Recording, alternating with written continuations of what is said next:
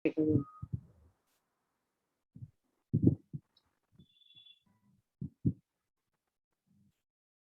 alaikum. Good evening. Welcome you all to our weekly virtual session of the gynecological malignancy.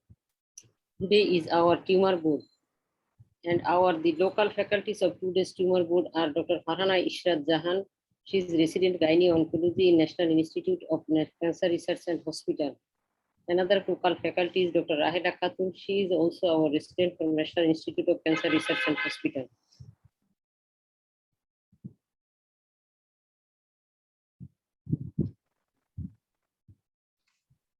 Our foreign faculties are Sir Dr. Amita Maheshwari. She is Head Department of Gynecological Oncology, Tata Memorial Hospital, Mumbai.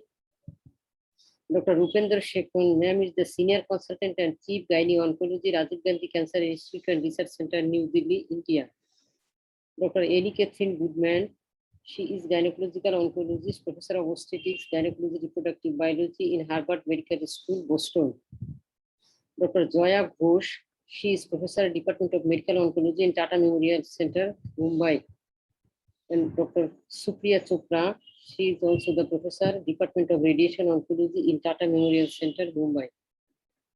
And the inspirator to this are our Scientific Secretary, Dr. A.F.M. Kamaluddin, Professor Dr. A.M.M. Shariful Alam, he is our General Secretary, and the man who is always with us, our President, Professor A.M. Haisar, is the President of the Oncology Club. I request Sir to tell something and start the program. Sir, over to you, sir, please. Thank you, Dr. Sahana. It's my pleasure to invite you all, and my heartfelt thanks to every one of you who have very kindly joined our program, particularly our foreign delegates, foreign faculties, Amita Maheshwari, Rupinder Shekhun, Annie Catherine Goodman, Joya Ghosh, Chopra, and our participants, our person from Bangladesh, Dr. Farhana Ishrat. Our topic is ovarian cancer. So without delay, I think we should start. Dr. Sahana, please start. Thank you all very much. Thank you, sir. Thank you very much. At first, I request Mr. Mahfouz, who is the one of the organizer of this program, to announce the winner of the previous program, the poll winners. Mahfouz, please show the names of the previous poll winners. These are the Dr. Farhana Lija, Dr. Jinat Habiba, and Dr. Mobina Akhtar. All three winners are requested to put their cell number in the chat box so we can communicate with you. Before starting our main program, I request Mr. Mahfouz to show the poll questions. Mahfouz, please.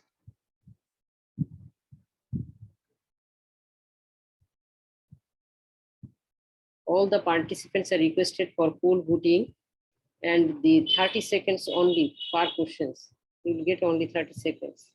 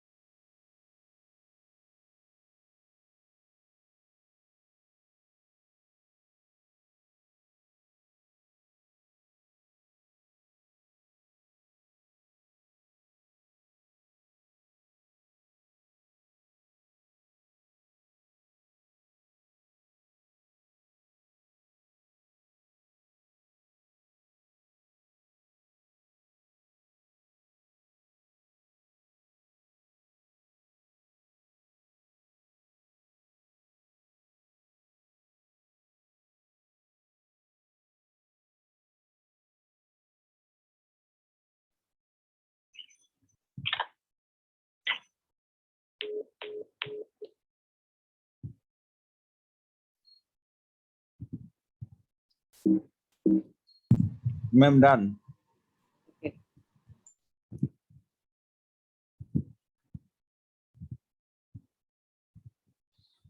Thank you, Mahfuz. Now I request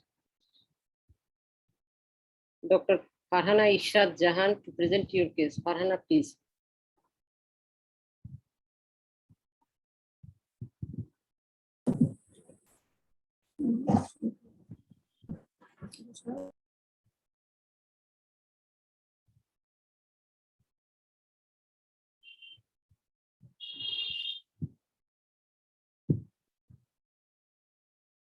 Am I audible, madam?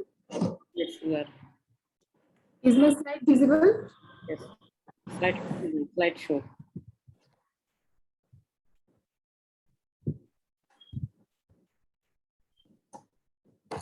Respected faculty from home and abroad, senior colleague, Assalamu alaikum, going to present today's case presentation.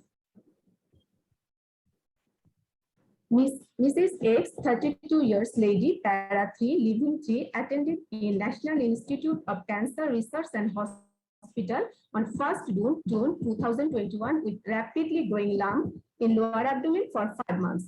She was diagnosed case of carcinoma rectum from October 2019. She had history of laparoscopic low anterior resection on 31st November 2019. Histopathology report reveals well-differentiated villous papillary adenocarcinoma. She received 4 cycles chemotherapy with injection of oxaliplatin and tablet capecitabine 7 months after operation and received concurrent chemoradiotherapy with tablet capecitabine and 25 fraction EBRT 4 months after chemotherapy.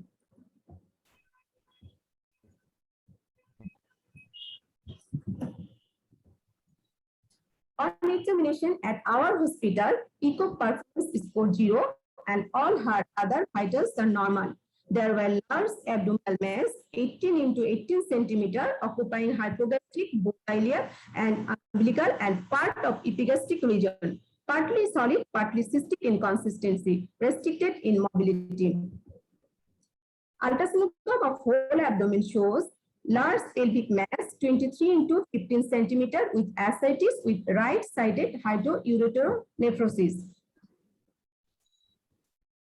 Tumor markers shows CA125 145 unit per ml, CA199 266 unit per ml, CEA 8.30 nanogram per ml. Others markers are within normal limit. X-ray test shows normal findings. What type of advanced imaging should be advised for this lady to evaluate her extent of disease, whether CT scan or MRI?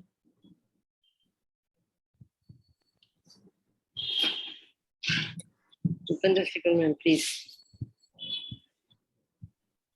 So I think for such a case, a CT scan would be just as well. It's a very large mass, obviously, and a CT scan of the whole abdomen would just suffice. It's a quicker investigation, costs less. And since we are not really looking for, say, lymph nodes or any biometric invasion or that kind of a thing, I think a CT scan is just as well.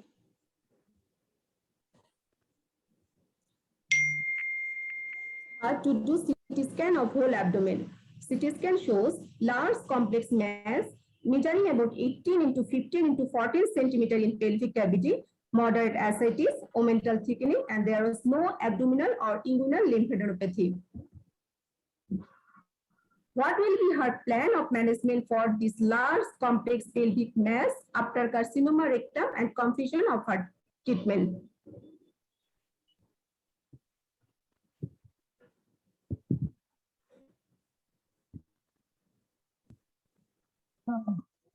Hello, Dr. Jaya here. So I think Yes. good morning and good evening all. So only thing is that we'll need to rule out that it is a Krukenberg tumor. So I don't know if there is an omental thickening. Would you consider biopsy of that? Is there any omental disease where we can consider biopsy, not of the ovarian mass, but a CT guided biopsy if there is any omental thickening or nodularity? And Dr. Amita, Dr. Rupinder can also opine. Yeah, so see, it is a very large mass, no? And with keeping the tumor markers in view, it is most likely a metastatic mass. So had it been a smaller mass, we might have considered, putting in a needle there in FNSC or something like that. But for such a large mass, we would in any case be wanting to do a debulking, regardless of whether it is metastatic or otherwise. So I think the correct approach would be to do a laparotomy, take out this mass, send it for frozen section. And if it is metastatic, that is all we have to do, nothing more. No, but if it is a metastatic, no, for a metastatic ovarian mass, we do not do a mentectomy and all that. No, what I wanted to ask was that if it is a metastatic from the colon primary, would you still want to go ahead with a surgery, or because if it is metastatic anyways, so once we get a biopsy diagnosis of metastasis, we can give her palliative chemotherapy. The fact that because of the large size, one would want to remove that mass. Not that we are doing any oncological treatment, not for that really.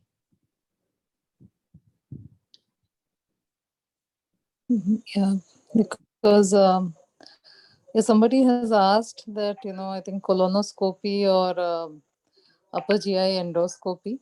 So I think no, I don't think we need to do all of that right now. Since she is very obviously a C rectum, she has just finished her treatment, and on the 24th of March, and this has come on the 1st of June. So that is pretty fast. It's unlikely to be a malignancy other than what her primary disease was. So if we take out that mass and send it for a frozen section, I think we will get our diagnosis. And I do not think that we really need to do any scopies or anything else. What we do not hope to achieve anything very much. We've just done just a LAR has been done on her so that the local disease has been treated. And if it has come back so fast, it is obviously a very aggressive disease and we need to address it. I think chemotherapy would be a better answer than anything else. Can I Yes. can I say something? Yes. Hi, I completely support and agree with Dr. Brahmpandar. I mean, here's the issue. That was a very impressive CT scan, and it's a big, big mass. I mean, if you think about how that's compromising your patient, you're putting this patient at risk for a deep vein thromboses, leading to pulmonary emboli. You're putting her at risk for bowel obstruction, potentially compression of the kidneys, ureters, hydroureter, all this sort of stuff. For sure, respectfully, we don't have a diagnosis and potentially you might treat it differently. Although when you talk to surgical oncology, they've become they've been inspired by the example of gynecologic oncology to do more secondary cytoreductive surgeries in the setting of GI malignancies. I mean, especially if it's oligometastatic disease, right? So I wouldn't in and of itself say, gosh, if this is like metastatic GI cancer, we're going to walk away from this and well, good luck to you. I mean, she's got this huge, what looks like fairly well circumscribed mass, and it makes sense to just remove it for sure. So I just wanted to say that, understanding the balance, but I think that the risks to her and to give her the best possible potential outcome would be to remove that.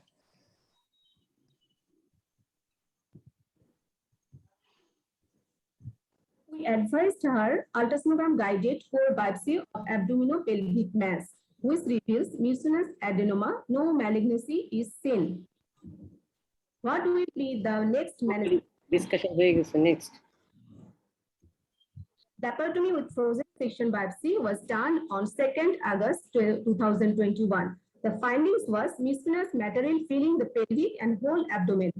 Right axial mass about 14 into 15 centimeter. Capsule was found ruptured and adherent with posterior part of uterus. Metastatic and abdominal cavity. Frozen section biopsy was positive for malignancy. So total abdominal hysterectomy, bilateral salpingoporectomy, total omentectomy, dissection of all metastatic deposits, removal of bulky pelvic and para-aortic lymph nodes, pelvic peritonectomy, and appendicectomy was done. Histopathology report shows both-sided ovarian mass, metastatic mucinous cyst adenocarcinoma high grade. Omentum shows metastatic mucinous adenocarcinoma. No malignancies in appendix and pelvic and para-aortic lymph nodes. She is a known case of carcinoma rectum since 2019 and completed her treatment. And now she is diagnosed as metastatic bilateral ovarian mucinous cyst adenocarcinoma. Before starting adjuvant treatment, should we advise immunohistochemistry to identify primary site? Yes, certainly, definitely. We do need to know that is this FGT, is it a female genital tract region, or is it metastatic coming from where the primary was actually CA rectum. We do need to know that, because that will completely impact the type of chemotherapy we would be giving to her, which she would definitely require as adjuvant therapy in this case.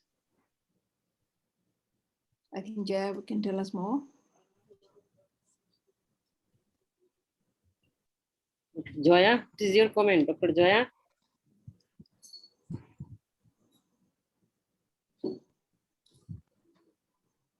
Okay, maybe Anna can tell us. Yes. Okay.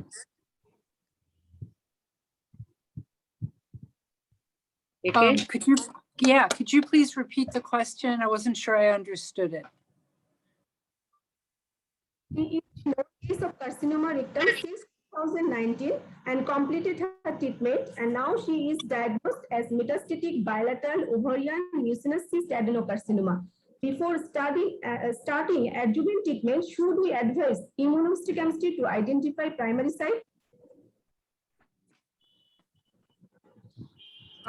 What I would do is I would get a very good and thorough pathology review by your eminent pathologists and get their opinion about whether immunohistochemistry would be helpful. I'm not a pathologist, and so I would be careful about my pathology opinion about this. We know that the majority of mucinous adenocarcinomas are GI in primary. What I do not know, and I do not have that knowledge base, is how much immunohistochemistry helps you in distinguishing that, or whether morphology is more important.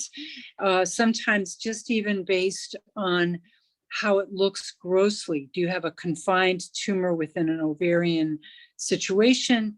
Usually bilateral tumors make you think more of metastatic than primary. And then finally, I would also base it on doing a good investigation of the GI tract with endoscopy and colonoscopy. So that would be how I would approach it. And for sure, the chemotherapy is quite different if you think this is a GI primary versus a gynecologic primary. And finally, in the GI world, I don't know if you would do this in Bangladesh or in India, but I'd be very interested to hear. My colleagues in surgical oncology do hyperthermic chemotherapy in the setting of a metastatic mucinous tumor after complete cytoreduction, so that if you did think it was GI, a referral to your surgical oncology colleagues for their opinion would be good. So its her primary diagnosis rectal biopsy was the villus papillary adenocarcinoma, but ovarian histopathology is metastatic mucinous. No, I understand that. Everything I said, this is what I would say. Okay. Review your pathology with the pathologists. Yeah. Get their sense, ask the question, what is the morphology? Do they think it's metastatic? Is there immunohistochemistry that will help you or not? If they think it's important, I go with their opinion, and then from your point of view as a clinician, You need to evaluate the GI tract. Yeah. And you probably want to consult your surgical oncology colleagues to see if they would want to do any other surgical cytoreduction or hyperthermic intraperitoneal chemotherapy, if it is thought to be an intestinal primary. Yeah, that's right. Yeah, hi, Amita here. Just to add, actually, we generally, IHC, I agree that we are not expert pathologists, but at our center, we routinely, our pathologists would do CK720 and CDX2 and CK720 and CDX2 positive goes more in favor of colorectal. And if it is CK7 positive, then more in favor of primary ovarian malignancy. So that's how we at our center practices. But at times, I think it's difficult to distinguish between metastatic versus primary ovary.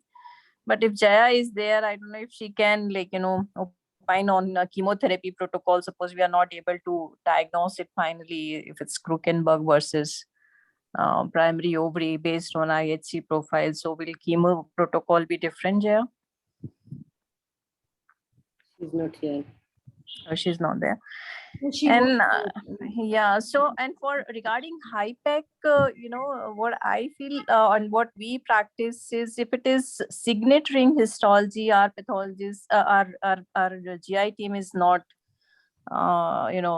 in favor of HIPEC. They do HIPEC if it is more like pseudomyxoma peritoni kind of picture. So their personal experience is if it is signet ring histology, outcomes are not good, very aggressive tumor, and these patients don't do well. Jaya has joined. Yeah, that's right. For us also same thing. And signet ring pathology is, histopathology is bad news. And there's no point in, subjecting the patient to more morbidity. So they do not do HIPEC for such patients. Jaya has joined, I think. So Yes, Jaya, there was a question that if we are not sure about the primary, whether it is coming from is a Krukenberg or not. So in this mucinous, I mean, knowing that it is from a GI, will you change your protocol, or you will be going for the classical Peckley-Carbo, or you will be going for Folfox or something like that for this type of patient? Jaya? I think Jaya is not there. The No, no, chemotherapy. She joined. Is she there? I see her join. Mahfuz, please. Oh, can't speak. She is. She need to be unmuted. Mahfuz, Mahfuz, please. unmute Jaya. Ma'am, sir, Jaya has joined Jaya again. Ghosh. She cannot speak. You need to unmute her or make her co-host. done, sir. Yeah. Now Jaya, you can talk. Yeah, sorry. So if it is from the colon, then of course the protocol will be different. It will not be Peckley-Carbo, and of course I don't do GI oncology, so I'm not at this. But of course it will be, either oxaliplatin or KIPS. I do not know what she's received before. So of course the protocol will definitely be different, and it will not be paclitaxel and carboplatin. So I mean that is there. So either capecitabine or oxaliplatin. If we don't know, Jaya, we are not sure. Is it a GI or it is a mucinous? I mean, an indeterminate. This patient represented. So, what will be your choice? The chemo. That was the question I think Amita was asking. No, so the question is that in this patient, if we are not sure, then I would definitely go ahead with an immunohistochemistry, although the probability of someone with a colon cancer, colorectal cancer who just completed treatment in March and now has a mucinous carcinoma of the ovary, which is bilateral, the probability of it being metastasis is high. And if your immunohistochemistry is available, I would go ahead with an immunohistochemistry and then and plan her as a, or if you're not sure it is not available, go ahead with a protocol which is more as a GI based protocols, Folfox or a similar protocol. Yeah. You're quite right. It's unlikely to be a second primary which has come up so fast within 2 months of the completion of treatment of the first one.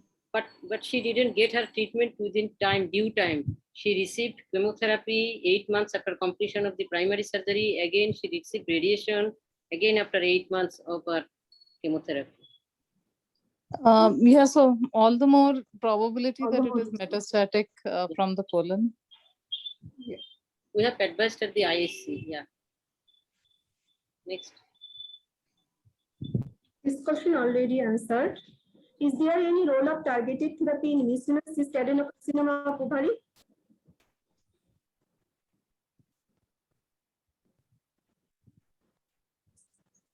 Amita, Uh, Jai, Dr. Claire, please. Yeah, sorry, regarding targeted therapy, of course, if you're thinking this is not for this patient, but otherwise also for mucinous carcinomas, which are limited to the ovary, depending on the grade of tumor, we would routinely go ahead with paclitaxel and carboplatin. Yeah. And targeted therapy, you were mentioning what PARP, I mean, BRCA is usually negative. Mucinous, if anything, are associated with Lynch. And, you know, if it is a young patient with a mucinous carcinoma or a clear cell, then, you know, Lynch is something that we would want to do. And if at all, you know, MSI testing, that is what we would want to check for. Mhm. Is that your question? Yes, yes. Next. And Yes, please.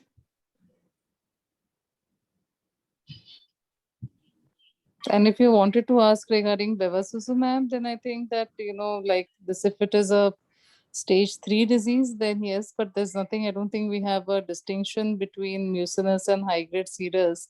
And also, if you look at any of these trials, the number of patients who had mucinous was very, very small. So I would go ahead with the standard chemotherapy if it is a mucinous of the ovary. But in this case, it looks more like a metastatic disease, and the protocol would be like that for a colon cancer. any role of bevacizumab or anti-HER therapy?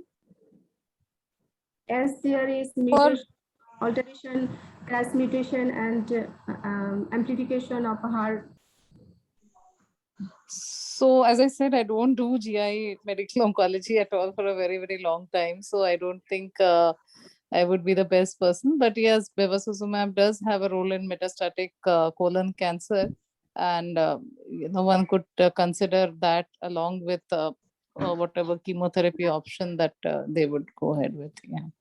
Yeah, I mean, if it is a colon, then for metastatic, we have both the bevacizumab and also have the option of, if it is a RAS mutant wild type, then we can use the cetuximab also. But those two targeted therapy options we have.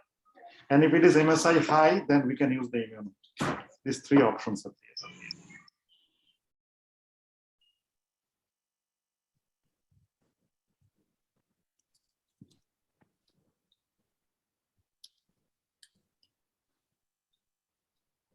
This is all. Thank you. Thank you, Dr. Farhana. Now I request Dr. Rahela Khatun to present your case. Rahela, please. The second case.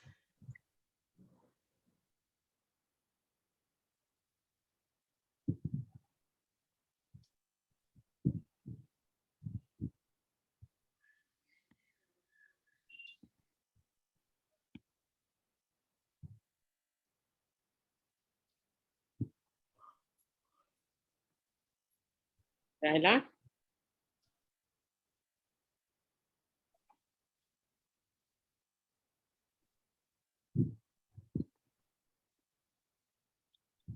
Is my slide visible? Yes. Yes. Slide show. Slide show. Slide show to them.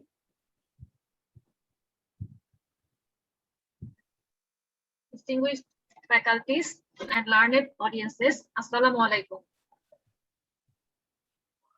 My patient is a 41 years old, diabetic, hypothyroid, hypertensive lady, para 2, living 2, consulted a gynecological oncologist on May 2021 with excessive vaginal discharge for 3 months and lower abdominal pain for 2 months. Her age of menarche was at 12 years age at marriage at 25 years, and first childbirth at 28 years. She gives history of taking OCP for 2 years. She has no history of irregular menstrual cycle or postcoital bleeding, no personal or family history of breast, ovarian, or colon cancer. On examination, her ECOG score was 0.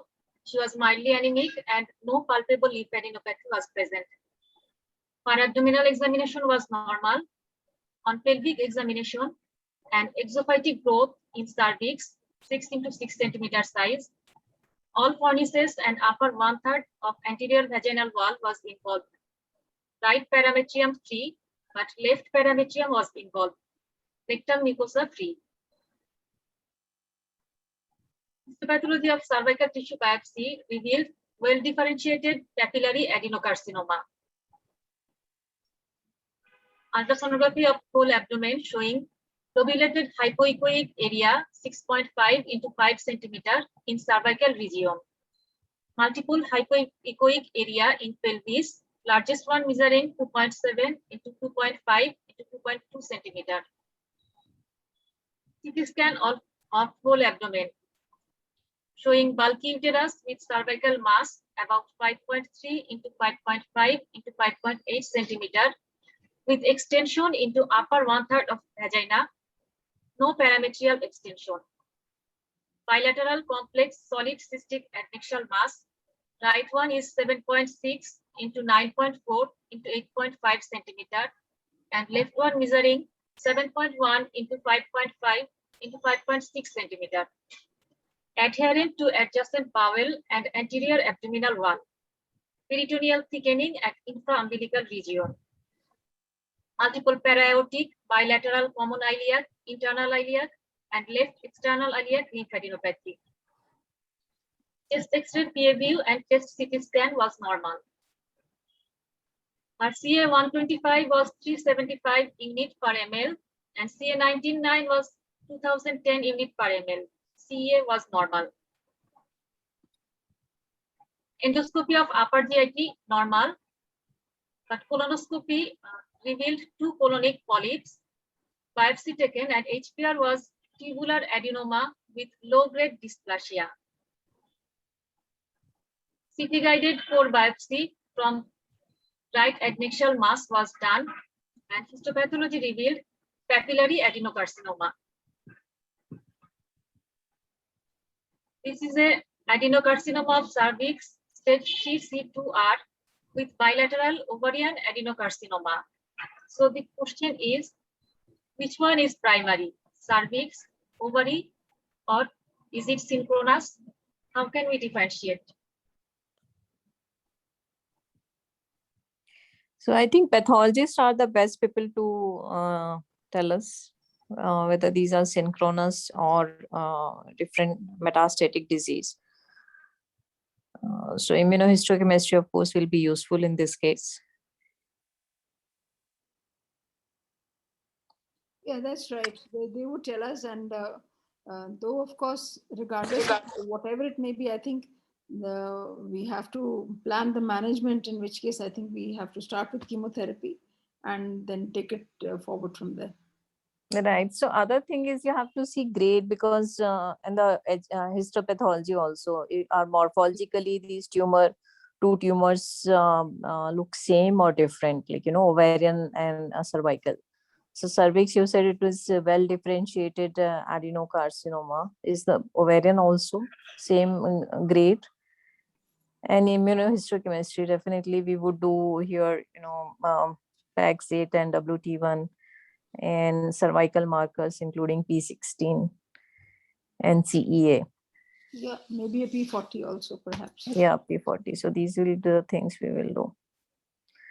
And P16, I think, is useful if it is adenocarcinoma, because we know that then if we don't get ovarian markers positive, because we know non-HPV related adenocarcinomas have a very aggressive course and they can present like this if we are thinking in terms of metastatic cervix. So if ovarian markers are negative, and if it is P16 primary over cervical cancer, then, biologically, this is more aggressive compared to P16 positive HPV associated adenocarcinomas of cervix.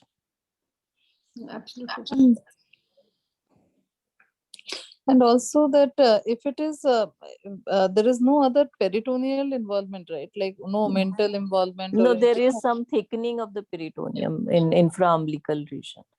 So there are para-aortic nodes and there is peritoneal thickening.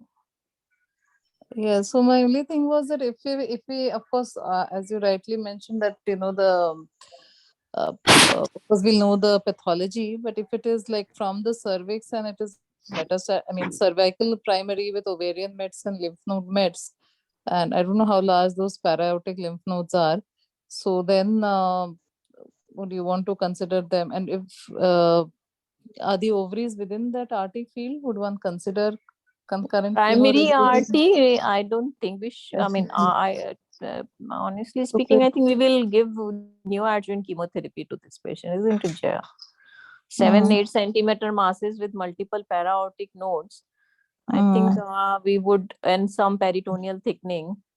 So, yeah, I we think can give her neoadjuvant chemotherapy. I mean, of course, the chemotherapy would be the same irrespective of it is whether it is metastasis or whether it is, two synchronous primaries. So that way, we can give them 2 to 3 cycles of paclitaxel and carboplatin, and then, then reassess. And of course, after that, for radiation. Yeah, Jaya, I agree with you. Even if it is, we think that it is a, the cervical origin, we should give the chemotherapy a very good response. Then if it is a localized residue, then we can go for chemoradiotherapy and brachytherapy. Because in cervical cancer, we have seen even in a disseminated disease, after the good response of the palliative chemotherapy, we get a good local control and it gives a good quality of life. Not a big survival, but a good quality of life. Paclitaxel followed by chemoradiotherapy and brachy. Okay. But if we know that the question is if it is a cervical, but the question will be the life will be difficult if it is a two malignancy. I mean, then I think this is a debatable situation. Jaya, what do you think at that time? So for this patient, given the fact that she has so much of nodal disease, cervix with parametrial involvement, vaginal involvement, bilateral ovarian involvement. I mean, of course, the IHC would clinch the clue, but if I had to, put my bet, I would probably think it is metastatic cervix. And if there is no peritoneal, of course, if there is diffuse peritoneal disease, then after chemo, I think maybe going ahead with only external RT for local control. But if it is, of course, at the beginning only, it is just the peritoneum involvement is limited to within the pelvis near the cervical mass. In that case, I agree with you that after 3 to 4 cycles of chemotherapy of paclitaxel and carboplatin, we can go ahead and treat them with concurrent chemoradiation. So Priya, if she is there. She has not yet joined. How can we correlate this highly raised CA19-9 with low-grade dysplasia of colonic polyp? So the only other thing is that, occasionally we've seen that patients with these adenocarcinomas of the cervix, they do have very high CEA and CA19-9. In fact, we have done upper GI scopies and lower GI scopies and hunted for primary. And even if it is like without these ovarian masses, sometimes we get these mucinous adenocarcinomas of the cervix, and they occasionally present with very high CEA or CA19-9. And after we've excluded a GI, once we treat the cervical primary, the CA19-9 also comes down. Now, since we've done a scopy and it's a low-grade dysplasia, I think the CA19-9 is more because of the cervix rather than from the polyp. Immunohistochemistry was done. Right adnexal tissue showing P16 positive with block staining, CEA positive and WT1 negative. Cervical tissue P16 positive with block staining, CEA positive, WT1 negative, 65% cells are P53 positive, compatible with papillary adenocarcinoma of endocervical origin with involvement of right adnexa. So this is a case of adenocarcinoma of cervix, stage 3C2, grade 1 with No, bilateral. I think now I don't know with this kind of picture whether you keep stage 3C2. She has some peritoneal involvement also, right? Yes. Yes. Stage 4, I'm sure. Yeah, around, yeah. Yeah, it becomes stage 4 disease. Because it's an ovarian and also this. Yeah, peritoneal. Stage 4, grade 1 with bilateral ovarian metastasis. How can we correlate this well-differentiated adenocarcinoma of cervix with such extensive metastasis? No, I Which think we'll need to reconfirm the grade of the adenocarcinoma cervix, but if you go back to the histopathology, it looks like metastatic from the cervix itself, because all P16 positive even in the ovarian. And of course, if it is metastatic cervix, then we don't go ahead with chemoradiation, then we just give 3 cycles of chemotherapy, reassess response, and if a good response, complete 6. At the end of 6 cycles, if you still have a large cervical mass, we do give them EBRT, I mean, for local control, but not CTRT and no brachy. Would you consider changing to cisplatin, Taxol, and bevacizumab, since you're calling this cervical cancer? Sure, definitely. If bevacizumab is available and cost is not an issue, that has shown to improve, survival with the use of bevacizumab. And of course, we would check for any other contraindications for the use of bevacizumab, especially with hypertension or any DVT, and also, check whether there is any bowel involvement or not, because, we almost have a 7% fistula rate. So, I mean, just rule out all those things, and definitely then we could consider that.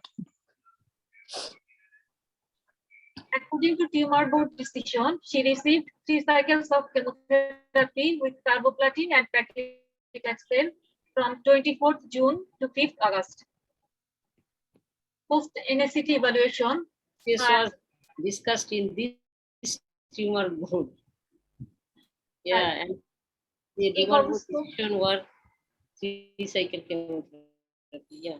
ECOG score was 0, no palpable lymphadenopathy, and other vital parameters are normal. On pelvic examination, exophytic growth in cervix 3.5 into 3 centimeter, previously which was 6 into 6 centimeter. All fornices shallow, both parametrium free. Left parametrium was involved previously. Rectal mucosa free. After NSCT, both CA125 and CA19-9 is raised.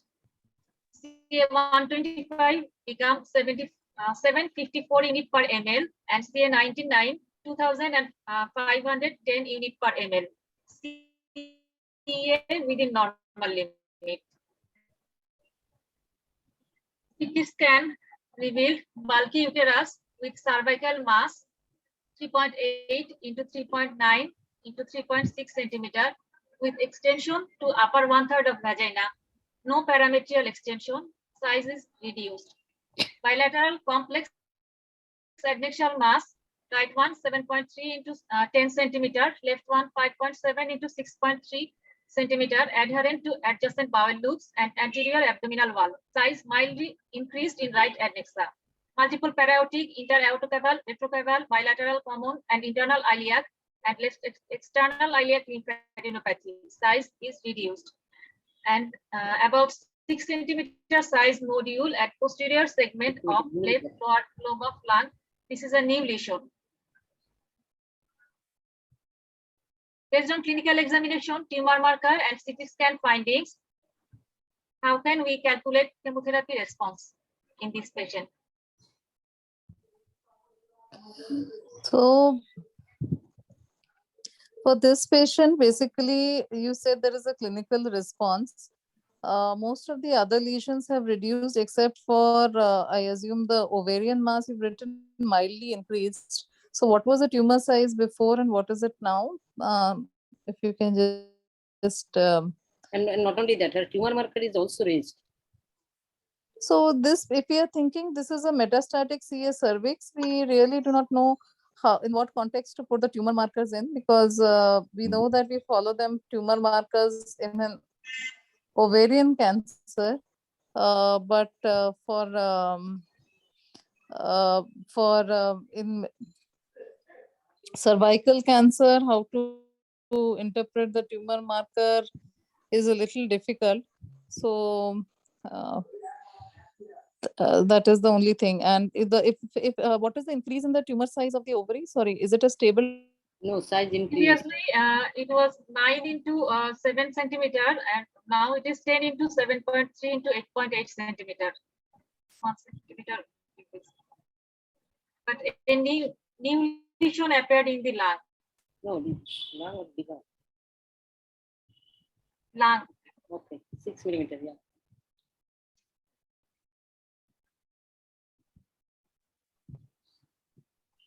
So can I just put in a word? So this patient has obviously not responded very well to chemotherapy, or at least not as well as one would want her to. In which case, her response to radiotherapy also is, we have to think it will be guarded. So I think surgery is the answer for her, whatever we can do for her. I would definitely consider taking up such a patient for surgery. How will we proceed now? What will be her next treatment plan?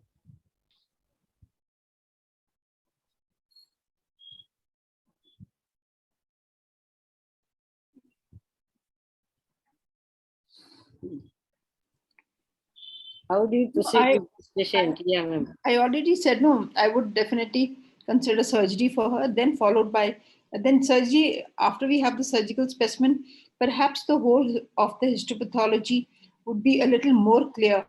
Perhaps we can look for some clarity as to what exactly we are dealing with. Is it something different?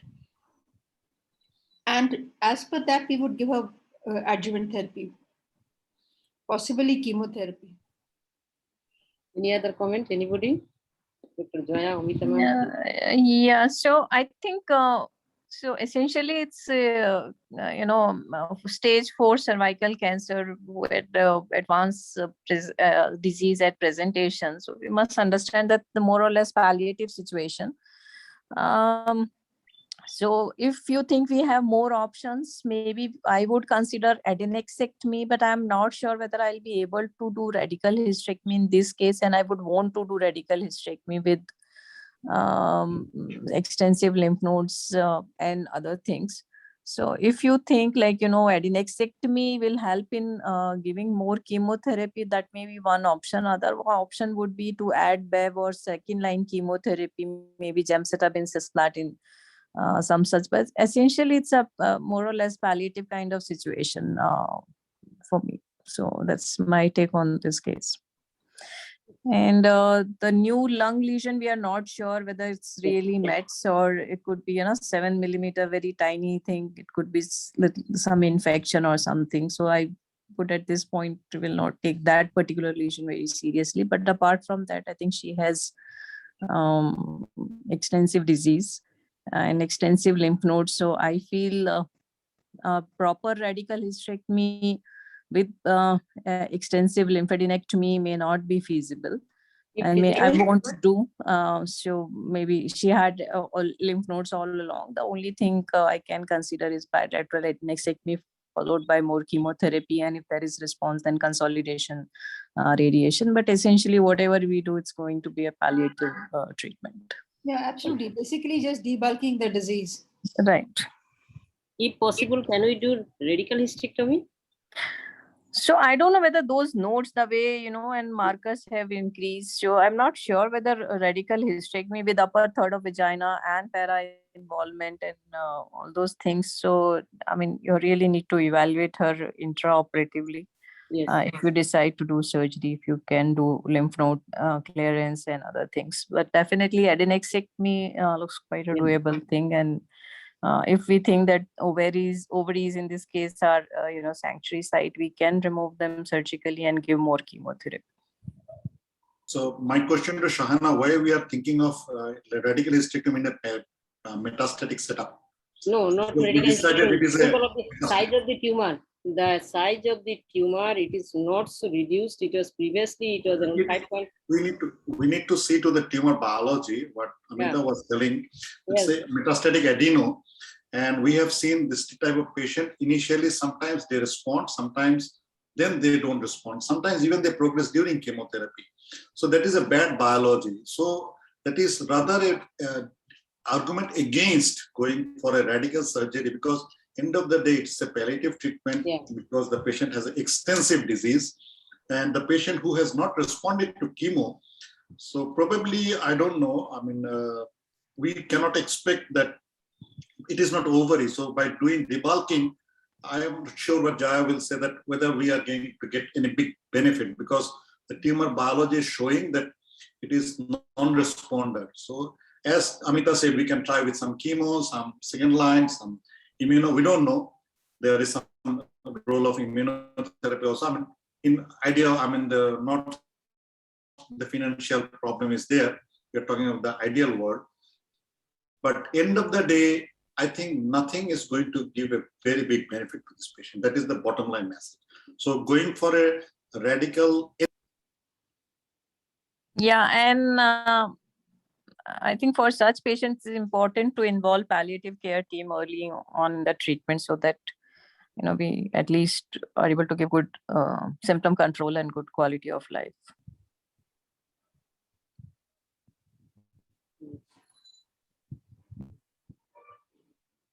Amita, would you agree with me that normally in squamous, this advanced patient fails distally, but in adeno, we had bad experience of local failure even after treatment. So again, it is justified, I mean, showing its nature, this adeno.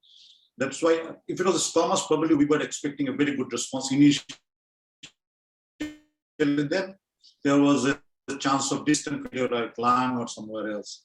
But the very nature of adeno, non-responder. Always it is not true.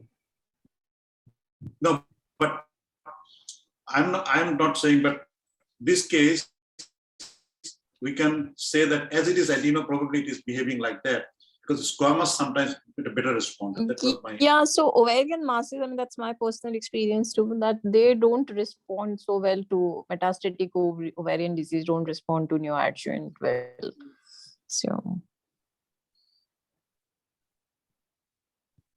what is your plan, Dr. Shahana? What are you planning for her? Yes, no, my plan, the patient, they all are waiting for the surgery. They are repeatedly, they are hammering us to do the surgery.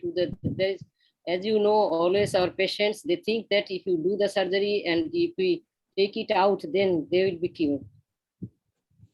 So we are waiting for this tumor board. So I don't know. I mean, we have to counsel the patient and family and tell them the realistic things. Of course, I don't know if are you planning a radical hysterectomy and lymphadenectomy? What surgery are you planning? Yes, I didn't. I told already that all have she has too many brothers and all the attendants in our hospital and all, everybody was arguing us for doing the surgery. We have told that we'll inform you the day after tomorrow, and then we'll give. And so Shahana will use your name to prevent, I mean, save herself from this surgery. She will use your name for sure. No, I'll go for surgery. So you will go for surgery. I thought you will be using this tumor board. The no, doctor was against surgery, so I'm not going for surgery. No, I'll go for surgery. I am ready for doing surgery. Shahana, I agree with you. Yes, of course, surgery. But I'm not sure that you actually need to do radical hysterectomy at all. Yes. Yeah, so surgery, I don't know, the plan is to debulk ovarian masses Yes, because I mean, ovary looks to be the problem here. And then, of course, I also need to consult a medical oncologist. What is the next plan, like, after surgery, what chemo, what systemic therapy? our radiation Because, oncologists all are medical oncologists. They are giving the decisions. okay. Okay.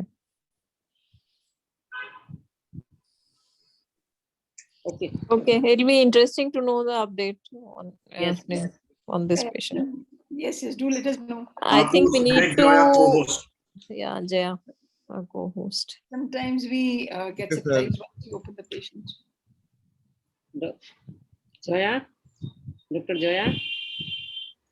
She has typed that she's having some connection issues. Yeah. Now she is co-host, she can talk. So I really love the discussion and think that it's very powerful, all the things that you bring up. And Dr. Shahana, I think that your point about patient expectations is really profound.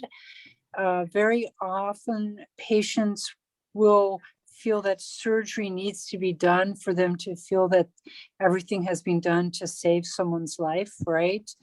And that puts you in a very difficult spot, doesn't it? And having these conversations that Dr. Amita brings up, such as having a conversation about what is the actual prognosis for this lady and what potentially is going to happen next, is a very difficult discussion to have, really, really hard,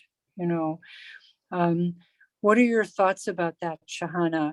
Just in terms of how can you talk with her or her family about her overall prognosis? Yes, I have already discussed everything, that as it is extensive metastatic disease, so it's all the treatment, all are given to her, all are for palliative, not any curative intent. Yeah, so Dr. Shahana, sorry, I got disconnected in between. So I missed out on a bit of the discussion in between. So my only concern is that as I think everyone mentioned, that since it is a metastatic disease, going ahead with surgery would not be helpful. But are we really thinking this as disease progression? I don't know if you already had that discussion. Because the other things have reduced, the ovarian masses, whether they had increased, or by RECIST, is it stable disease or is it progression? So that was the So question. Jaya, in your absence, Dr. Shahana decided to do surgery for this patient to remove ovarian masses at least. No, but I then think you will this be whole- no. very happy that No, I will without not be doing. happy.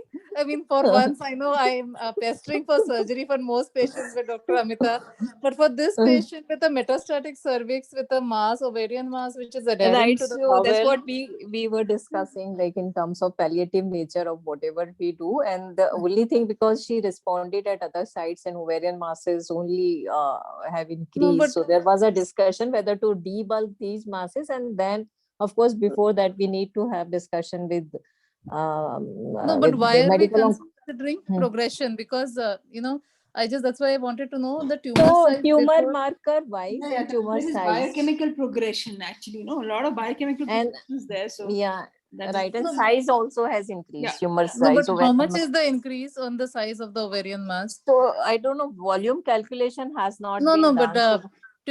largest size of the ovarian mass before and now.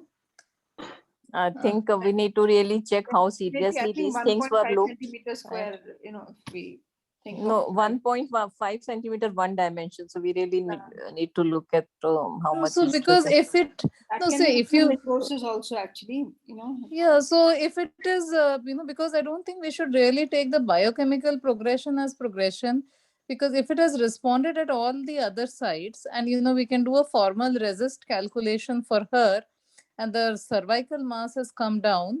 One, we need to look at whether there is this is really progression. Is this stable disease, or is it the increase in size just because of the increase in the necrotic component in the tumor? So, we can go back to the radiologist and discuss that. The only concern is that 5 mm nodule. in the lung, but that I'm not sure whether how sure we are of the about that Right, 5 that mm can lung be nodule. disregarded. Yeah. Yes, so if there is a response at all other sites and the ovarian, of course, if there is a definite progression, that is fine. But if it is largely stable disease as per RESIST, or there is a mild increase because of the increase in the necrotic component, I think we can give her the clinical benefit and continue with the same chemotherapy rather than going ahead with surgery. And give her one more cycle, and then, I mean, of course, we will not repeat a CT, but you yourself mentioned that the cervical mass has come down, the parametrium is now free. So given all this clinical response, I really wouldn't think that I will follow them up with the tumor markers. It could be that it is increasing. It could also be that there is a response, and in chemotherapy, Yeah, I palliative think chemotherapy, if it is a I think- stable disease, I would continue the same chemotherapy. I think the main catch here is the rise of this tumor marker. That has made every story different. If there was no such rise, probably But then, our surgeon colleague will be talking the same language that me and you are talking. no, but then why do we Sahana needs follow? something to do surgery there. Yes, No, we but are the waiting for problem the is magic that, box. we really do not know how to interpret these tumor markers in a cervical cancer. We do not have a data. So, I wouldn't do a tumor marker in her. Of course, I understand that the initial tumor marker was done because there was a dilemma whether this is a second primary ovary.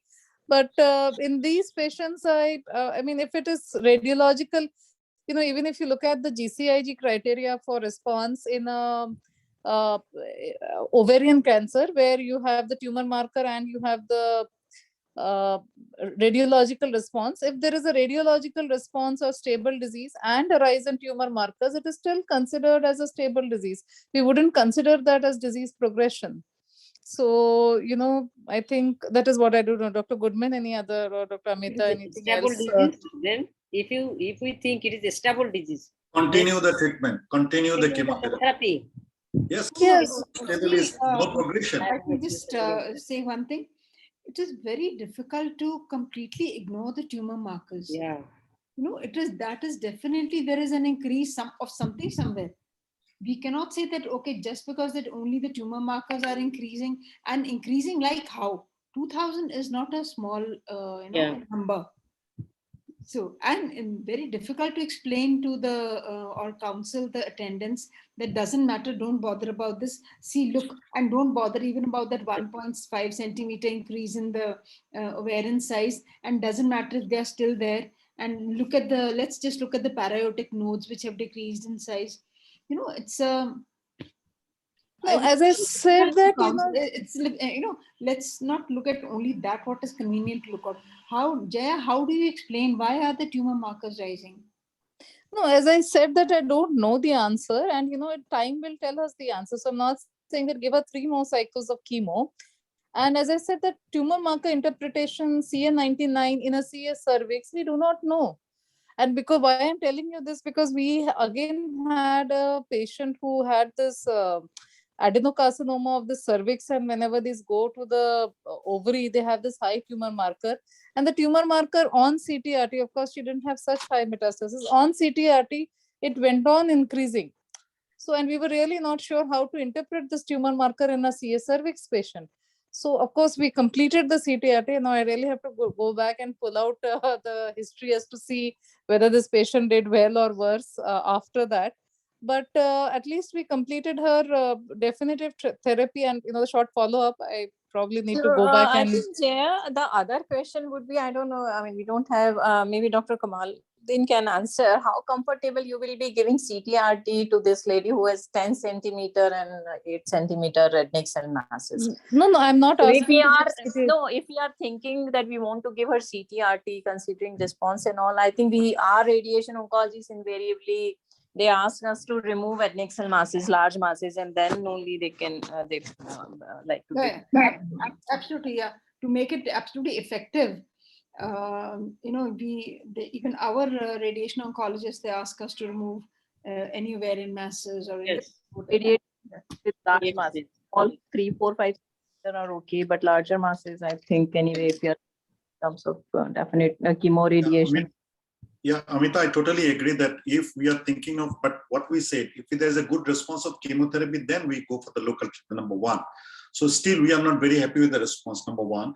Number two, as you said, if you are doing the removing the ovary, that is something. But when we are discussing about the radical hysterectomy type of surgery in a palliative setup, that is the discussion and argument which I was always No, having. I don't think we are contemplating radical hysterectomy, and I also feel technically it may not be feasible with the amount of lymph nodes she got to achieve a proper clearance. So I think surgery with the intention of removing ovarian masses. So, Catherine, Goodman, are you going to raise the flag and say something in between? I think the discussion is fantastic. I really agree. You know, an elevated CA1, an elevated tumor marker is very, very worrisome. It does make you you know, it's probably, I would say it's a clinical call, right? I mean, you make a clinical call based on how your patient looks, their performance status, the scans, their blood work, all those sorts of things, they add up together, and you decide, am I going to stay the course and keep doing what I'm doing? Or is this time to make a change? You know, it sounds like you've made a decision based on the scan that you're going to stay the course. So that's fine. I would what I'd suggest in that setting is to closely watch and repeat your scan in a month and see what else is going on. Yeah.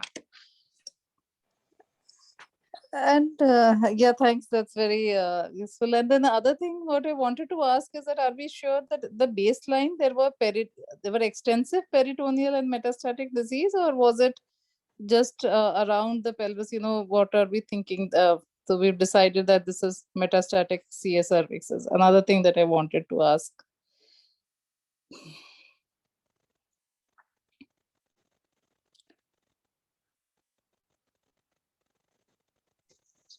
So peritoneal disease, we are not sure, but Jaya, ovarian masses were proven metastatic. So it is the stage 4 ovarian cervix cancer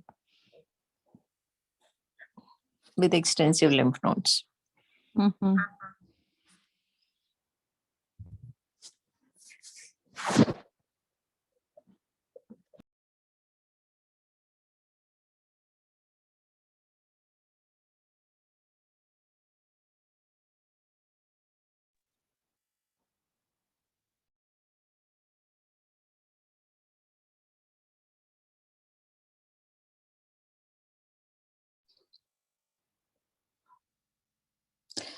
Yeah, I agree that if you're not sure on the response, whether you want to go ahead with surgery or just give 1 or 2 more cycles and see how she's doing, especially if she's clinically better, as Dr. Goodman mentioned. So, yeah. I don't know what, Dr. Shahana, what do you think? I think Shahana should listen to the UN resolution by Catherine. I think Shana's mind is made up for surgery. Yeah, I see, and she is getting some support from Dr. Rupinder. Yes, No, definitely. no, I am waiting for surgery. I know that. I know that. Dr. Shekhar is with you, but the UN Assembly from USA is telling to wait. So now you decide. No, I am waiting for surgery. As because I think it is a stable disease or progressive disease, so chemotherapy, I don't go for the another cycle. And also the attendants, they are not agree with this 4th cycle of chemotherapy. They are waiting, they are insisting us for surgery. Yeah, that's what I'm saying. Sana has a It's very difficult to explain to the relative that, you know, your Yes, C125 is running away with something, Yeah. and this, it might be a wrong decision subsequently. Shahana, do tell us after you've done the surgery, how Yes. did it turn out? No, I think adnexectomy, sorry. Right, Sana has a very sharp knife with her. So Yes, better sir. to go. Let us do the surgery and let us see what happens. Yes, Amita. No, I said only adnexectomy. That's a fair decision, I think, followed by more chemotherapy and plus minus radiation.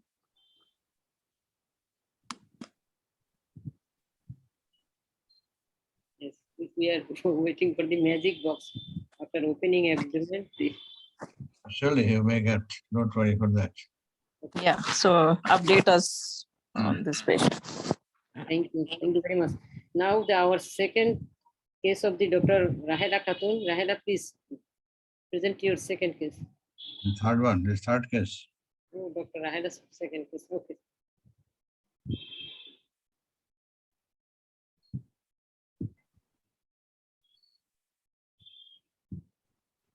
Mrs. X, 64 years old, postmenopausal diabetic lady, para 3, living 3, presented on August 2021 with dyspepsia and fullness of abdomen for 1 month.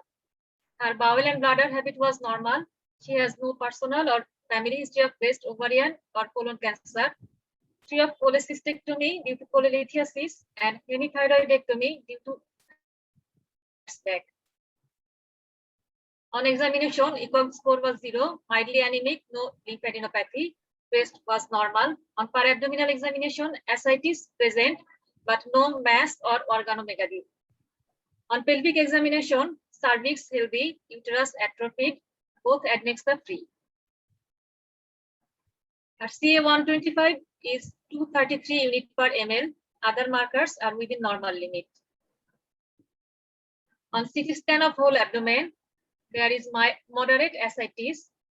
Small bowel shows wall thickening and mild localized fat stranding. Bowel loops are dilated, suggesting small bowel ischemia. HRCT of chest revealed subsegmental atelectasis in upper lobe of left lung. Endoscopy of upper GIT revealed esophageal polyp. Histopathology is squamous hyperplasia. Colonoscopy revealed lipoma in ileocecal valve. Histopathology is chronic non-specific colitis. On PET CT scan, left ovary with low avid FPG uptake. Multiple mesenteric hypermetabolic variable sized nodules likely to be metastatic nodules. Mild hepatosplenomegaly with ascites. Low avid right calcified thyroid lobe nodule suggests benign nodule. Ascitic fluid cytology revealed metastatic adenocarcinoma. Then histopathology of ascitic fluid for cell block also showing metastatic adenocarcinoma. So the question is, how should we proceed to diagnose the primary site?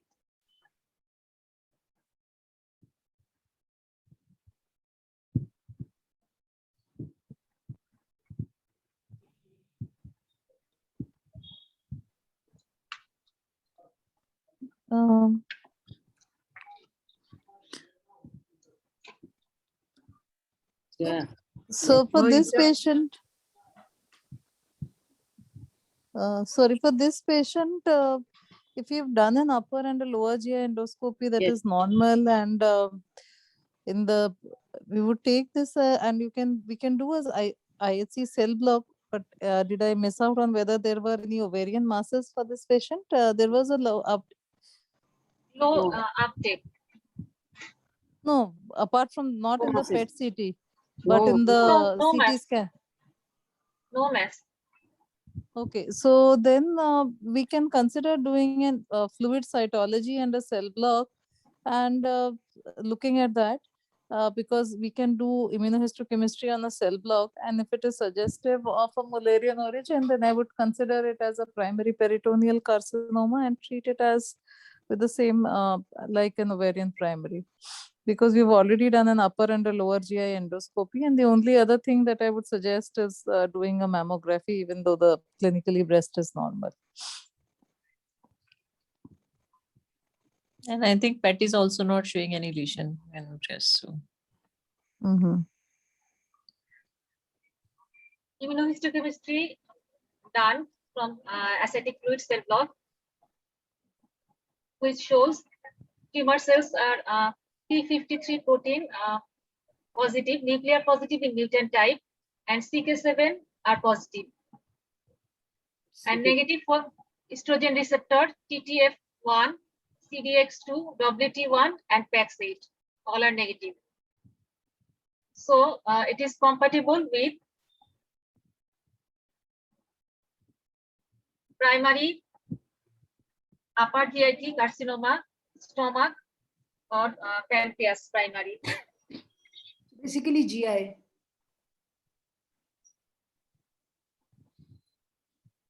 So what will be her next management? Any history of cholecystectomy in this patient?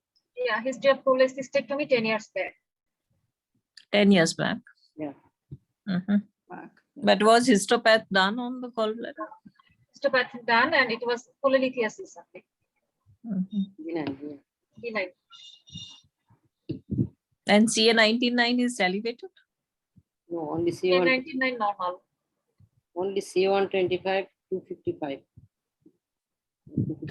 So for this patient, the other thing is that the IHC is like CK7 positive and P53 positive.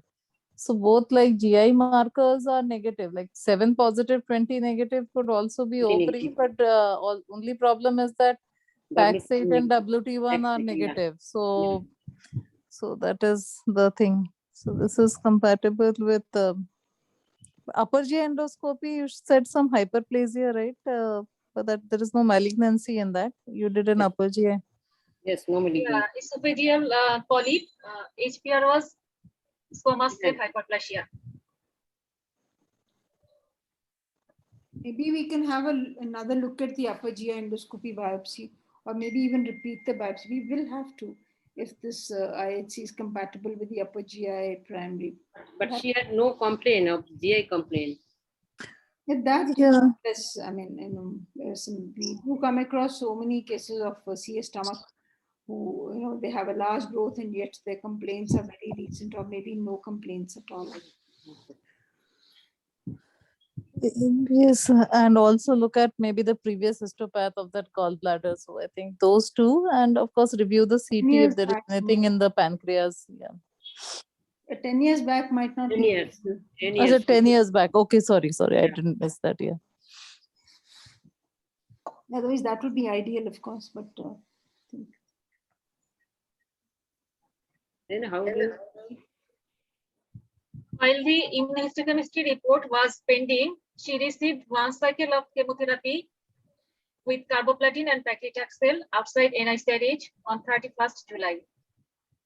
This is invariably done in our country, that whether it is metastatic adenocarcinoma in ascitic fluid cytology, then people start the chemotherapy like the ovarian primary, thinking that they give the paclitaxel. So the question is it logical to start chemotherapy without knowing the primary site? it's never logical, but then it's happening all the time. Yes. Yeah, what I can assume is probably may have happened is because while they were waiting for IHC result, and if the patient is very symptomatic, and since we had done an upper and a lower GI, occasionally, as you mentioned, that patient is getting very symptomatic, and the IHC is again after we've sent the IHC, and requiring repeated tappings. Occasionally, we've also given them a single agent carboplatin or a paclicarbo while awaiting the IHC result. I think that could have been probably the reason. Of course, we wouldn't have done that without an upper and a lower GI endoscopy. But if we've already done that and sent for blocks, while awaiting the blocks, if she's very symptomatic, you can start off on one chemo and then, change. I mean, that is what I think might have been the reason why somebody might have started her on chemotherapy. Dr. Jaya, invariably we find this, that usually maximum patients, they are not capable of doing the cell block because it is very costly. It is not available in our government setup. So it is very much costly. In that cases, maximum case we found that they are getting the chemotherapy with paclitaxel, getting this. Yes. So the thing is that, of course, we don't, I understand that cell block even here is a very recent, not very, but yeah, now, and it is not mandatory. So of course, this patient, there were no ovarian masses. And because there were no ovarian masses, therefore we are thinking in terms of whether there is a differential, whether it's a primary peritoneal carcinoma or it is a metastatic from any of these GI malignancies. So having done both the scopies, suppose a cell block is not available with us, and the CA 125 is to CEA ratio is also like more of CA 125. Yeah. In that case, I think it is not very inappropriate to start on paclitaxel considering it as a primary peritoneal. Of course, now that we have the cell block suggestive of an upper GI primary, I agree with Dr. Rupendra that one would want to relook at that esophageal polyp, and if there is anything in the upper GI, and have a relook at the scans to see whether there is anything in the pancreas before considering her as primary peritoneal. Yeah. Yeah, sometimes, what we have also seen that the lesion in the stomach is basically just a thickening, along the lesser curvature, and easily gets missed on imaging. And Yeah, sometimes so linitus plastica is something I think which can be missed. no. So I think we can relook at the slides and maybe even repeat the endoscopy. So what is the message in our government setup, whereas invariably we deal with this type of patients, and all the patients, they're getting treatment in government hospital where drugs and what treatments are available. More than 95% patients are treated in government hospital and government setup. In that cases, whether if it is this type of huge ascites, only the ascitic fluid cytology, metastatic adenocarcinoma, and not only that, it is the upper GI endoscopy and colonoscopy all normal, breast normal, and only C125 breast. In that cases, we can start C125 CA ratio if it's more than 25, and if in that case we can start this type of. Am I correct? So it is just can I just term it as bad luck? Because then what you are saying is very right. Many such patients where only the anesthetic fluid, the cell cytology is done, and you have metastatic adeno-CA, they are started on carboplatin, and then, like we have seen in the previous case, after 3 cycles, we discover that there is disease progression, and that the patient has not responded, and then we start a relook, or then we change the chemotherapy to something which might be okay for GI as well, and then perhaps the patient responds. So it's like, doing everything by reverse, but it's unfortunate, but then that is what actually really happens many times. So, the other thing that I wanted to say was that even doing a cell block cytology, if it is difficult, I don't know how feasible it is to do a CT guided biopsy from these omental deposit, because that is the other thing that we usually do if you're not able to find a diagnosis. So any of these omental deposits that we have. So, Yes, they also tell the metastatic adenocarcinoma. No. What I'm trying to say is doing an omental biopsy and doing an Yeah. IHC on that, if doing a cell block is not possible, is what I thought. Yes. Okay. And another thing is that sometimes we advise the imaging, the advanced imaging, either CT, MRI, without the drawing the ascitic fluid. With huge ascites, we advise the CT scan whole abdomen. In that cases, sometimes the pancreas or gallbladder or a small ovarian lesion, they cannot be identified.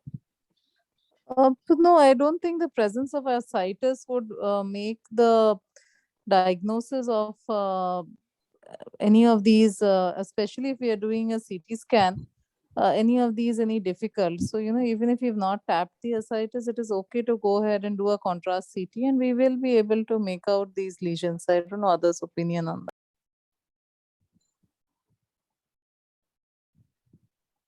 You have seen this type of things happen. Yes, ultrasound, which sometimes is definitely a problem if there is a lot of ascites, but CT scan by and large we can get by. What will be her management now?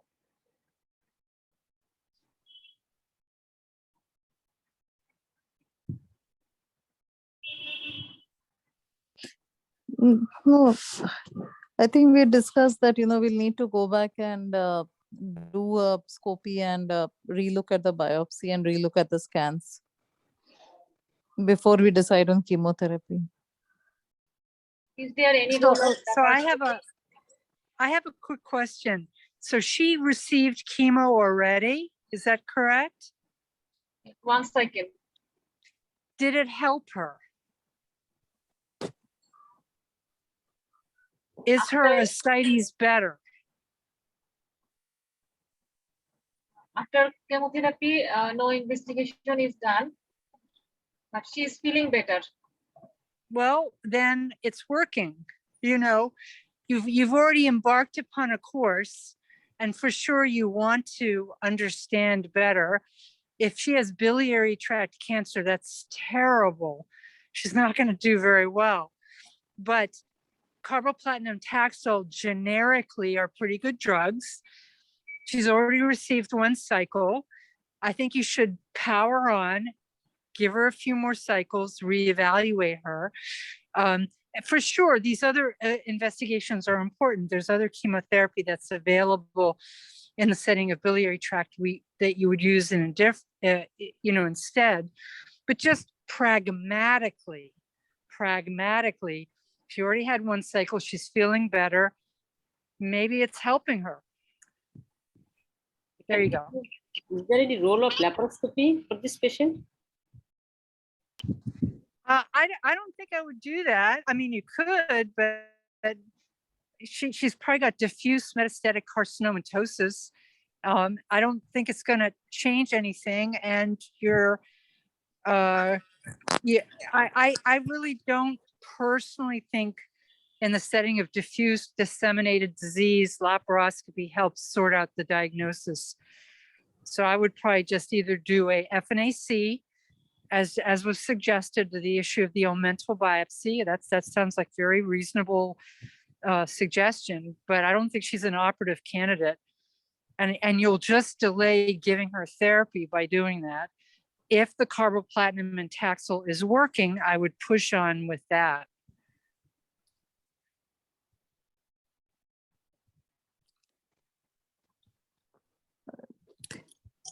Yes, I think Dr. Amita wanted to cannot speak, so she needs to be made the co-host. I just saw on the chat box. Yeah.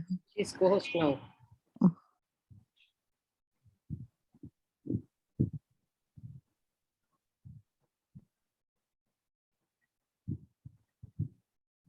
So should we continue with this pectic EBO?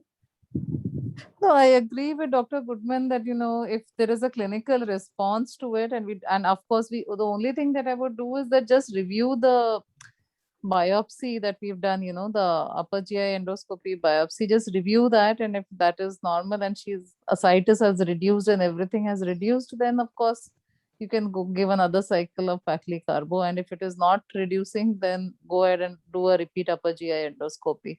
But I would definitely go ahead and review the esophageal biopsy, which had said hyperplasia, whether there is any malignancy or not. It's a different thing that, paclitaxel and cisplatin works even in esophageal cancers. So I think that way, if we are thinking in terms of palliative chemotherapy, it is going to work. But definitely I would go ahead and review that. And if she has clinically responded to that paclitaxel, just give another cycle of the same. Yeah, like And, the Taxol carboplatin, like the paracetamol for all fevers kind of a thing. So, yes. So I think AK has a good point. If she's well, let's just carry on with that and then we'll see. Yeah, so I think another cycle of chemotherapy will give you the answer. While we are reviewing this, we just give her the next cycle, and with 2 cycles, you'll get to know whether she's responding or not responding. And also, it's not, sorry, I just wanted to say this, that it's not only that the patient feels better because of the chemotherapy, the patient also feels better because she's being looked after. She's being given so much of supportive care and so much of, some low-grade infection, if it is there, some antibiotic is being added and all that. So that also makes the patient feel better, especially after the first cycle. So after we have given her a second dose of chemotherapy, then like what Jaya very nicely said, we'll get the real answer. I mean, that's what we've seen. Yes, and what is more objective is if the need for ascitic tapping has reduced. So that kind of like somebody who was needing tapping almost like every week, now that has come down and she's not needed a tapping, especially for those with rapidly refilling. That's a little more objective response that we get to know. Yes, yes, that definitely gives us a very good answer.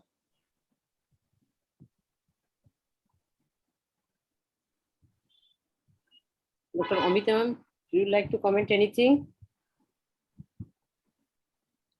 No, I agree with the plan and discussion. So I think we go ahead with one more cycle of chemotherapy and meanwhile review her biopsy slides and blocks. And the only thing is any family history, and if it turns out to be primary, primary peritoneal, we must also consider doing genetic testing. She has no family history of this. Yeah. Rahila, going with the third case. Rahila? Yes, ma'am. Yes.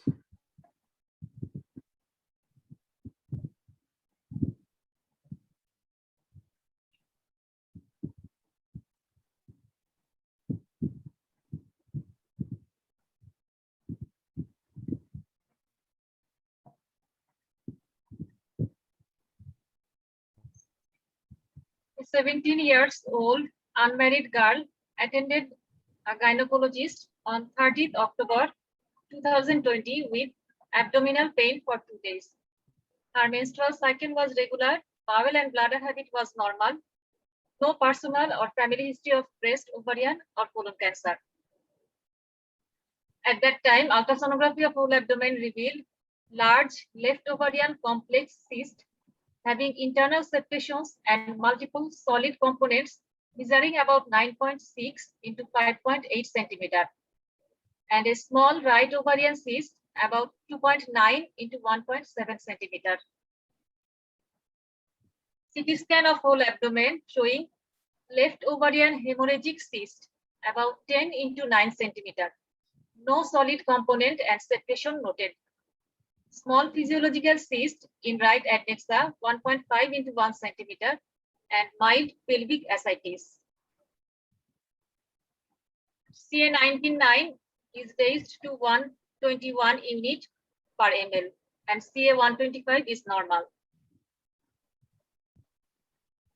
She had undergone laparoscopic left ovarian cystectomy with drilling, biopsy taking, and marsupialization of right ovarian cyst at a private clinic on 26th November.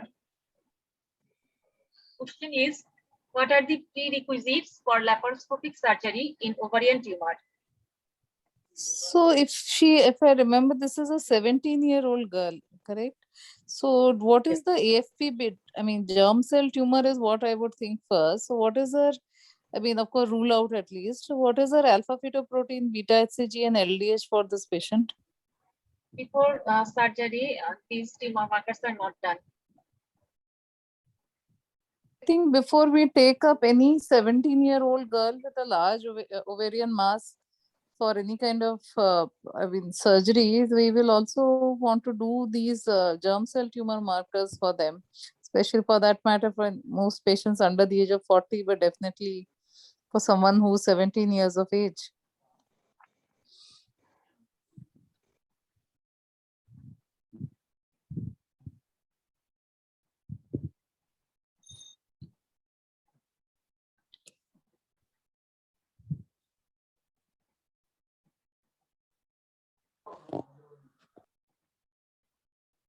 On histopathology, grade 1 mucinous cystadenocarcinoma in left ovarian mass and borderline mucinous tumor in right ovarian cyst. Review of the slide done, and left ovarian tissue shows grade 2 mucinous cystadenocarcinoma and right ovarian tissue borderline mucinous tumor with microinvasion. Thereafter, she was referred to gynecological oncologist. This time her CA125 is 147 unit per ml, CA19-9 54 unit per ml, CA, beta HCG, alpha fetoprotein, and LDH are within normal limit.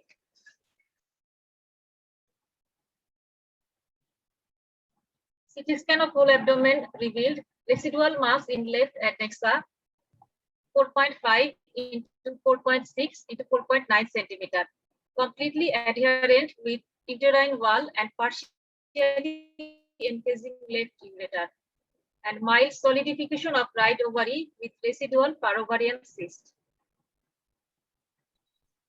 What should be her next management now?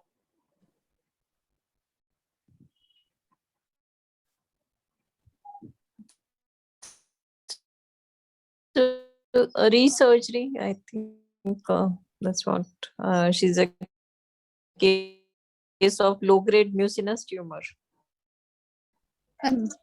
Staging laparotomy? Yeah. No, the only other thing is the CA19, right, is raised. So if she's a mucinous, I don't know, unless not we are sure. Because of course there is, I understand there is a borderline component, so borderline would not be there with metastatic, but Yeah, I don't think know. in this case, upper GI endoscopy may not be needed because Stronzi suggests borderline low-grade mucinous tumor. Staging laparotomy followed by left-sided salpingo-oophorectomy, removal of right ovarian cyst, appendicectomy, and bilateral pelvic and paraortic lymph node sampling was done on 9th January. Histopathology revealed right ovarian tissue endometriotic cyst and no evidence of malignancy in any site. Oh, one thing, you said that the ovarian mass was completely adherent to the uterus. So Yes. was there any remnant of a surface deposit or something on the uterus? No, Or did you just leave it behind just like that? I mean, no, left ovary was removed and right ovarian cystectomy was done. This was previously left ovarian cystectomy done, and there it was the invasive mucinous carcinoma and right ovary borderline malignancy. so we presume that the serosal surface of the uterus was clear. Yes. Okay. The only other point I would like to make here is when we are doing imaging in young Yes. patient where we want to characterize ovary, MRI is a better imaging than a contrast CT scan. So we can, because when we are interested in knowing details of ovarian pathology. Yeah, absolutely. More so when we are considering conservative surgery, or fertility sparing surgery or something like that. MRI becomes the better investigation versus CT scan. PET CT scan was done 6 weeks after the surgery, which revealed a hypodense lesion about 3.7 into 3.1 centimeter with marginal contrast enhancement and marginal FTG uptake at right parametrium, might be right ovarian cyst. And single low FDG avid left external iliac lymph node and multiple small non-avid paraortic common iliac and mesenteric lymph nodes, possibility of nodal infiltration could not be ruled out.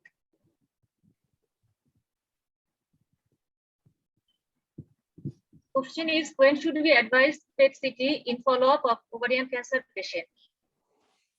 This patient didn't receive any adjuvant treatment. Even after his mucinous carcinoma, one ovary and other ovary borderline mucinous. So if it was a low grade mucinous and other side borderline, I think we won't. I mean, chemotherapy or any adjuvant treatment won't work. So I think we'll also keep her under observation. The question about PET CT, we don't routinely do PET CT in follow-up. The only time we do is if we are considering secondary cytoreductive surgery, where we want to be sure about one, extra abdominal disease and about little more details on abdominal disease. Otherwise, routinely we don't do PET CT in follow-up. In fact, routinely we don't even do a CECT as a routine. Yeah, and also if I might add, the sensitivity of PET CT is pretty low when it comes to mucinous tumors.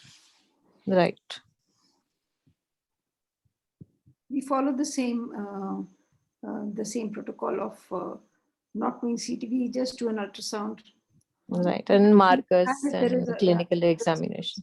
If the clinical examination is suspicious, or that there is a doubling of the CA125 or a sudden rise, then perhaps we might want to do a PET CT along with the diagnostic CT. Otherwise, we don't do that.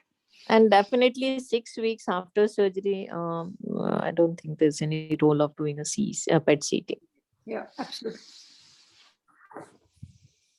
Does she need adjuvant chemotherapy? If yes, she did not receive adjuvant chemotherapy. She is under follow-up. 8 months. Yeah. Second surgery was done in January, Raina. Yeah, January. Yeah. Now she's on follow-up. During her 6-weekly follow-up, her tumor markers CA125 and CA199 is within normal limit. And ultrasonography is also normal. Right. The only, she's a young girl, so 17, 18-year-old. So I think, and low-grade ovarian mucinous tumor. So another important aspect is her fertility. So maybe at some point we need to do her AMH to know her ovarian reserve and also counsel. Of course, we don't tell her to get married for this reason, but if she wants, then we have to counsel and tell her about the chances of premature ovarian failure. So if she's very keen to start family, she should do it early. Okay. Question is You have a question? how long she can be kept under follow-up. So somebody needs to unmute Jaya again. Yes, she's already. Yeah, I got unmuted. Sorry. Yeah. So how long can we can keep her follow-up. There's no. She's only 17 years. Yeah. Right. So we have to keep her follow-up. So we generally, at least for 5 years, you have to follow her up. And low grade can recur later also. So Yes.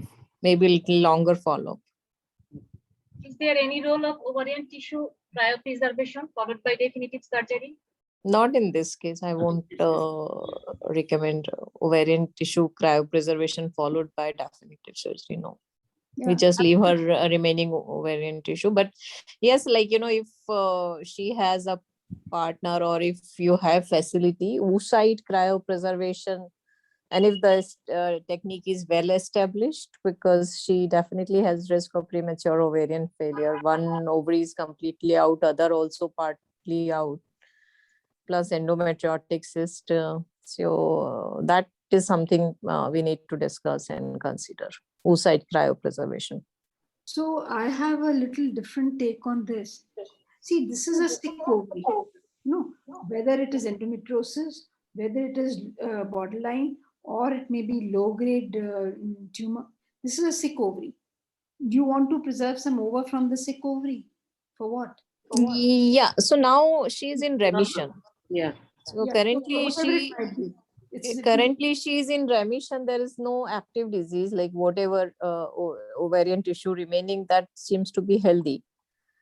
So definitely she is a very high risk of premature ovarian failure. And if the only way, I think ovarian tissue cryopreservation, no, but oocyte cryopreservation is, I think, something which can be discussed. And ovarian tissue cryopreservation, I don't know in your country, but in India still, I would say it's more or less experimental thing. So, So whenever I send such a patient to our infertility experts, or if I talk to them, they are very, very reluctant to, do any kind of oocyte preservation in such a patient, and that sort of thing. So I'm just recounting my experience.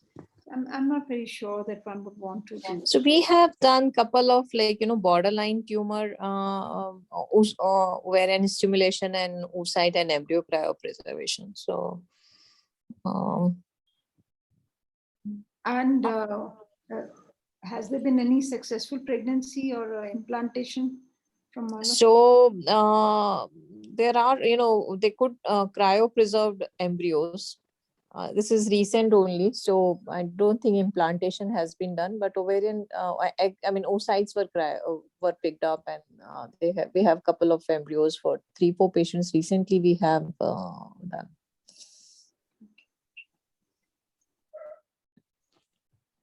We have another case. Shall we go for that? Sorry, Shahana and Kalam, I'll have to excuse myself, please. Okay, okay. I have some Okay. things I Yeah, pick up. yeah. Keep it for next Sunday. Keep it for next Sunday. Close Okay. today. Night time. All right, 10:20. Okay. Thank you so much. Yeah, thank you, thank you. Okay. Thanks. Yeah, thank you. Natasha. Thank you. Bye. Good night. Yeah, thank you. Good Anna. night. Bye. Bye.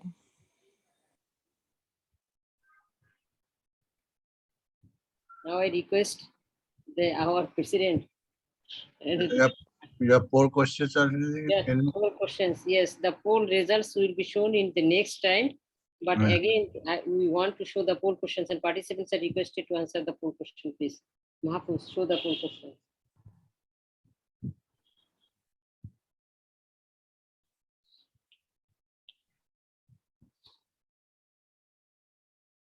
Mahapus?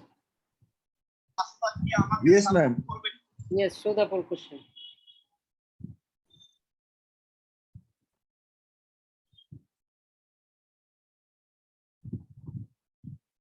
Second part question.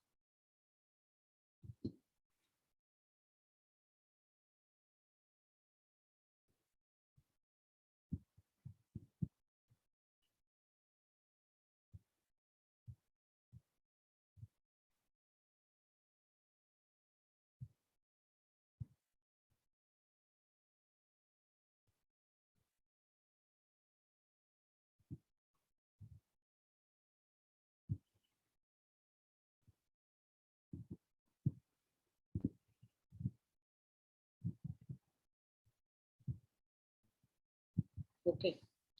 Ma'am, done. Yes, completed. Yes. We'll announce the poll winners in the of today's poll winners on the next session. We are sorry that the next Sunday workshop of the Oncology Club and Gynecological Malignancy will be withheld because in next week, the next Sunday, we have the program of Bangladesh Society of Colposcopy. So our next program will be on 5th September. All are requested to attend in 5th September program. Now I request our today's chairperson of today's sessions, our president of the Oncology Club, Professor Dr. M.A. Hai sir, to conclude the session. Sir, please. Okay, thank you, Rana. Very nice session today. We have discussed our 4 cases. All the 4 cases were very complicated cases. And lots of discussion took place. Repeat that all participants. Our participants not taking part in this. How can we make them take part in this? They're only listening. Only the faculties are speaking. Next time we'll make this that we'll question and participants will request the participant and at last the faculty will comment, sir. And like the participant has suggested, Yes, sir. we should have some sort of interaction. Participants and the faculty. That will be definitely define the art program in a different way. Design that way, everybody. Thanks you very much. And goodbye. Thank you, sir. Thank you all for your participation today because there is another program, there's a Fertility Society program. So even after that, we have more than 100%. We are happy and we request that you will be with us in our next program. Thank you all. Marcus, please close the session.